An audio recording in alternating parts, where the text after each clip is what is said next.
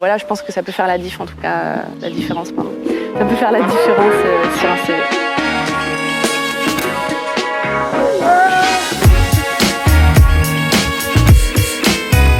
Je m'appelle Julie Moureau, j'ai bientôt 29 ans et je suis bénévole au Buddy System Réfugiés, une association qui vient en aide aux réfugiés, et je suis aussi présidente de la Maison de la Solidarité de Poitiers, qui est une association qui héberge d'autres associations afin de mutualiser les locaux et les moyens. Alors, c'est destiné à tout le monde, quel que soit l'âge, le milieu d'où tu viens, l'intention aussi qu'il y a derrière. Je pense que tout le monde est capable de faire du bénévolat. Il n'y a pas de limite en fait. Même les personnes qui sont favorisées, qui n'ont pas de papier, les sans domicile fixe, les riches, les pauvres, vraiment le bénévolat c'est pour tout le monde. J'aide les réfugiés, donc j'organise des événements pour leur permettre en fait de passer du temps ensemble, de passer du temps avec des Français, de sortir un peu de leur milieu qui est parfois très anxiogène et très stressant, et de leur permettre de leur faire découvrir d'autres choses, que ce soit via la culture ou via simplement des moments de convivialité. J'aide aussi pour les cours de français et les petites démarches de la vie quotidienne. Il existe tellement d'associations différentes avec tellement de missions différentes que je pense que tout le monde peut trouver chaussure à son pied. Je pense à d'autres associations qui viennent en aide différemment aux gens ou aussi qui militent aussi pour certaines valeurs, qu'elles soient écologiques, économiques, sociales. Dans le milieu sportif, dans le milieu culturel, artistique aussi. Ça peut être aussi des associations de quartier qui ont pour mission juste de passer des bons moments de convivialité. Ça peut être des missions avec des buts très simples et très pas du tout ambitieux, mais où ça peut être quelque chose de beaucoup plus ambitieux avec des grosses associations qui vont avoir des missions un peu plus d'envergure, avec aussi des déplacements possibles ou non. Donc vraiment, je pense qu'il y a vraiment tous les domaines sont représentés dans le milieu du bénévolat. C'est vrai. Et c'est vrai qu'à Poitiers, par exemple, c'est très dense. On sait qu'il y a beaucoup d'associations à Poitiers. On a une idée très précise de ce qu'on veut faire, de qui on veut aider, dans quoi on veut mettre son énergie et son temps. Et ben voilà, on tape sur Internet, on trouve plusieurs sites, plusieurs associations. Alors c'est vrai qu'on peut s'y perdre aussi. Donc après, il y a bien sûr France Bénévolat qui peut nous aiguiller pour trouver, on va dire, la bonne association, ce qu'on a envie de faire. Moi, je sais que j'avais juste tapé donner des cours de français sur Poitiers aux réfugiés. Et en fait, j'avais trouvé mon association via Internet. Ça peut se faire aussi du bouche à oreille, des amis qui connaissent, qui sont bénévoles dans cette association et puis qui peuvent donner des informations. Je sais aussi qu'il y a des journées qui sont souvent organisées par les mairies des villes. Donc par exemple Poitiers qui organise chaque année une grosse journée au parc Blossac où beaucoup d'associations sont présentes et présentent leur mission, et comme ça le public peut venir et aller au stand, poser leurs questions sur comment ça se passe pour devenir bénévole. Et souvent c'est juste très simple, il y a juste nom, prénom, une adresse ou un moyen de contact, et puis en fait voilà, on fait partie de l'aventure, on fait partie de l'équipe, et on peut trouver chaussure à son pied très facilement. Il faut juste donner un tout petit peu les moyens. C'est juste, effectivement, on ne va pas venir taper à ta porte pour te dire hey, tu veux faire ci, tu veux faire ça. Il faut avoir la volonté quand même derrière de trouver une association qui plaise vraiment, et aller à la rencontre des associations pour voir si elles conviennent ou pas. Et voilà.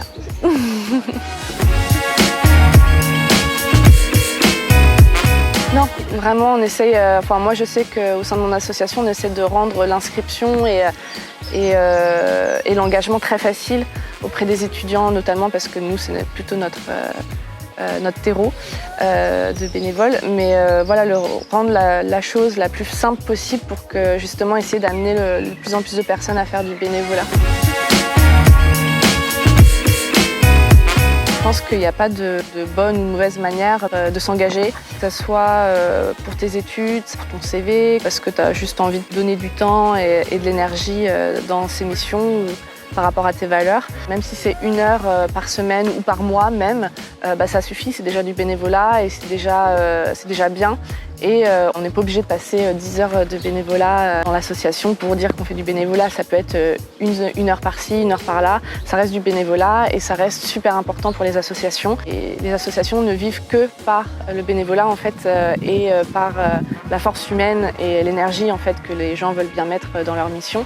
Moi je sais que dans notre association on prend tout, que ça soit 30 minutes, que ça soit une heure par semaine, une heure tous les 2 mois. Tout est bon à prendre et on met personne de côté. On demande juste un petit engagement un peu dans le temps quand même pour être à peu près sûr de pouvoir compter sur la personne, c'est normal, hein. Mais vraiment on prend toutes les bonnes volontés sont acceptées et il n'y a pas de limite à ça. Mon projet à un moment donné était de devenir professeur de français langue étrangère, donc je me suis dit tiens je vais faire du bénévolat pour gagner de l'expérience. Donc en fait une des premières motivations que j'ai eues pour faire du bénévolat c'est prendre de l'expérience dans un domaine où j'aimerais peut-être aller plus tard, en tout cas acquérir de l'expérience là-dedans. Et le bénévolat offre beaucoup de possibilités pour engranger de l'expérience dans le domaine qu'on veut. Donc c'est un bon tremplin, ne pas attendre en fait qu'il y ait un salaire à la clé et s'engager dans ce qu'on a envie de faire dans sa carrière professionnelle. Voilà, le bénévolat il offre ce tremplin-là. Et moi ma première volonté c'était ça, c'était d'engranger de l'expérience et ça a été capital, ça m'a beaucoup apporté. Alors je suis pas devenue prof de français pour autant, mais n'empêche que j'ai ça dans mon bagage maintenant. Pour avoir parlé avec quelques recruteurs, ils regardent beaucoup en fait aussi ce qu'on fait bénévolement. Ça montre notre engagement, ça montre notre assiduité, notre capacité d'organisation aussi. Il y a plein d'autres raisons aussi de s'engager, parce qu'on a beaucoup de temps libre, parce qu'on s'ennuie, parce que ça fait joli sur le CV aussi, il faut se le dire, parce qu'on a envie d'acquérir des compétences qu'on ne peut pas acquérir dans notre milieu professionnel. Grâce à mon association, j'ai développé des capacités d'organisation, de gestion de projet, de gestion des partenaires et je me sens beaucoup plus légitime maintenant à peut-être changer de carrière ou en tout cas me lancer dans d'autres choses grâce à l'expérience que j'ai eue au sein de mon association.